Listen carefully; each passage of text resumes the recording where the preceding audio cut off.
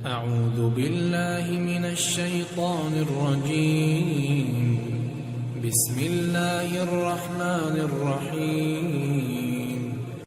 لله ما في السماوات وما في الأرض وإن تبدوا ما في أنفسكم أو تخفوه يحاسبكم به الله فيغفر لمن يشاء ويعذب من يشاء والله على كل شيء قدير.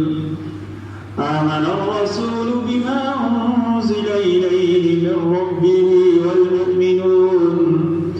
والمؤمنون كل آمن بالله وملائكته وكتبه ورسله لا نفرق بين أحد من رسله وقالوا سمعنا وأطعنا غفرانك ربنا وإليك المصير.